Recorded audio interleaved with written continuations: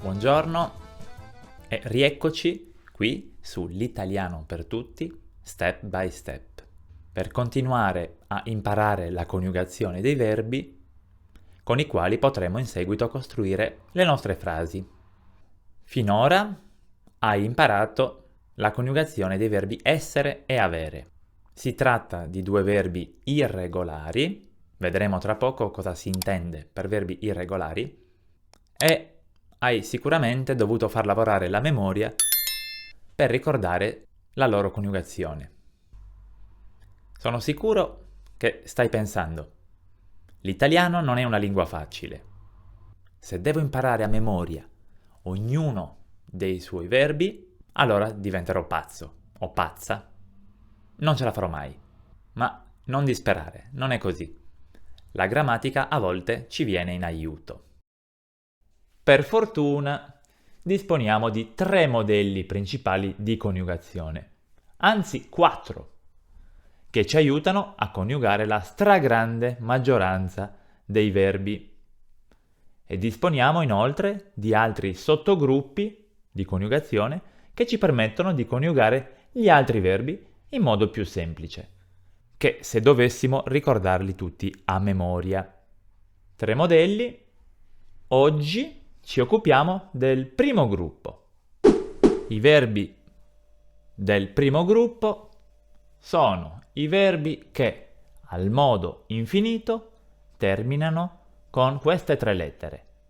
A, R, E, quindi che hanno la terminazione are. Nelle scorse lezioni abbiamo visto la coniugazione del verbo essere e del verbo avere al tempo presente del modo indicativo. L'indicativo non è l'unico modo che esiste nella lingua italiana, ne abbiamo anche altri, poco a poco li conosceremo tutti. E quando parliamo di un verbo lo indichiamo con l'infinito. L'infinito è un altro di questi modi. Continuiamo quindi a coniugare i verbi al tempo presente del modo indicativo, che è senza dubbio quello che userai più di tutti. Ho scritto alla lavagna a sinistra il soggetto, prima persona singolare, seconda, terza persona singolare, prima persona plurale, seconda e terza persona plurale. L'ho scritto tra parentesi perché d'ora in poi eviteremo di pronunciarlo, quindi ometteremo la pronuncia del soggetto. Ma dobbiamo sempre tenere a mente qual è il soggetto della nostra frase o delle frasi che sentiamo o che leggiamo o che ci vengono rivolte. A destra ho scritto l'infinito del verbo, in questo caso il verbo parlare, un verbo del primo gruppo, riconosciamo la terminazione are, e ho separato il radicale, quindi parl, dalla terminazione are. Ricordati bene quello che sto per dirti. Per coniugare qualsiasi verbo regolare, quindi appartenente ad uno dei modelli di coniugazione che studieremo, non devo fare altro che sostituire la terminazione, in questo caso are, con le terminazioni tipiche del primo gruppo. Ho riscritto il radicale parl in corrispondenza di ognuna delle 6 persone, 3 di numero singolare e 3 di numero plurale, che rappresentano il nostro soggetto che, ti ripeto, ometteremo di pronunciare. Adesso non mi resta altro da fare che sostituire la terminazione dell'infinito con le terminazioni tipiche corrispondenti a ciascuna delle persone che rappresentano il soggetto. Ed ecco le terminazioni. Alla prima persona singolare abbiamo la O, alla seconda persona singolare la I, alla terza persona singolare troviamo la A. Al plurale troviamo alla prima persona iamo, alla seconda ate e alla terza ano. È importante sapere dove si trova l'accento tonico quando vogliamo coniugare un verbo. Per i verbi del primo gruppo, l'accento tonico al modo infinito si trova sempre sulla A della terminazione. Quindi pronuncio parlare. Quando coniughiamo un verbo, invece, l'accento tonico è mobile. Alla prima, alla seconda e alla terza persona singolare, così come alla terza persona plurale, lo troviamo sul radicale. Quindi accentiamo la vocale A alla prima, alla seconda, alla terza persona singolare e alla terza persona plurale. Alla prima persona plurale e alla seconda persona plurale invece l'accento si sposta sulla terminazione, esattamente sulla A della terminazione. Il risultato è il seguente. Parlo, parli, parla. Parliamo, parlate, parlano. Ripetiamo una volta anche con il soggetto, che d'ora in poi ometteremo. Io parlo, tu parli, lui, lei parla. Noi parliamo, voi parlate, loro parlano. Questo spostamento dell'accento tonico, per questo parliamo di accento mobile, lo ritroverai in tutti i verbi che coniugherai al tempo presente del modo indicativo.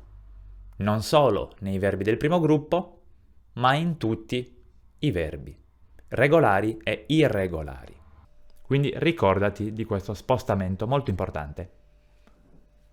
E ricordati, memorizza le terminazioni del primo gruppo.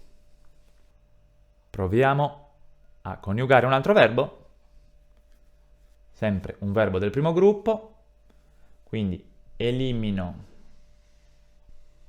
il radicale, mantengo la terminazione, perché il primo gruppo contiene esclusivamente verbi che terminano con are, quindi are. Cancello anche il radicale in corrispondenza di ognuna delle 6 persone, soggetto, e coniughiamo adesso il verbo cantare.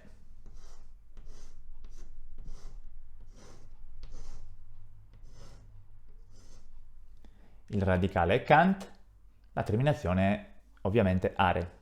Ricopiamo il radicale in corrispondenza di ognuna delle 6 persone, dei 6 pronomi personali soggetto.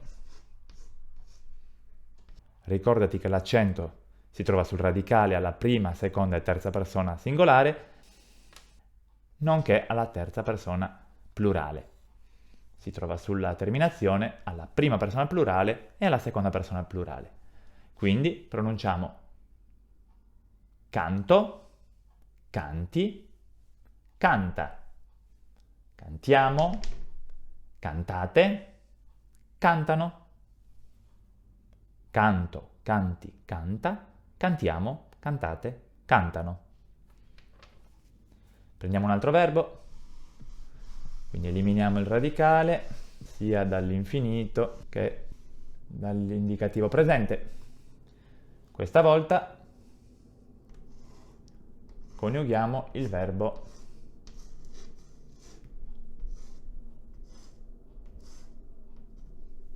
abitare. All'infinito l'accento si trova sempre sulla A della terminazione.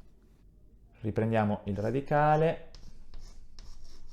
Il radicale, infatti, visto che parliamo di verbi regolari, non cambierà mai. Sarà sempre lo stesso in corrispondenza di ognuna delle persone soggetto. A differenza del radicale dei verbi essere e avere, che come ti ho detto prima sono irregolari proprio per questo motivo, perché il loro radicale cambia praticamente ad ogni persona.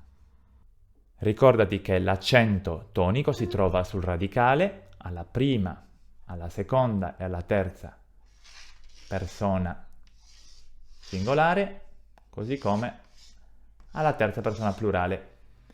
A differenza dei verbi che abbiamo coniugato finora, parlare e cantare, il cui radicale presentava una sola vocale, che era la vocale accentata, questa volta nel radicale troviamo due vocali.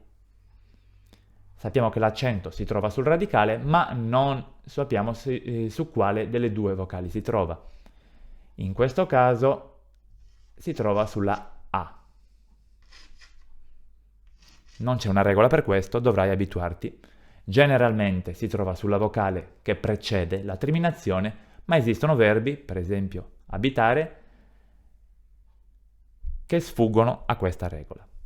Quindi l'accento si trova sulla A, alla prima, seconda e terza persona singolare, e si trova sulla A anche alla terza persona plurale.